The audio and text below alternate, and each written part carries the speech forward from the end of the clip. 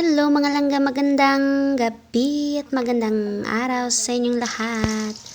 Magluluto lang po ako ng langga, kalabasa. Kalabasa lang siya kasi walang iba.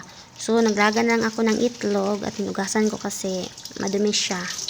Then, yun ang langga, itlog na nilaga.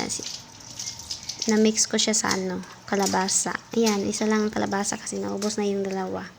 Ginawa ko yun ng At yun lamang ang aking luto langga, no? Thank you for watching mga langga, and God bless. Sana ma-enjoy kayo sa luto ko. Ingat!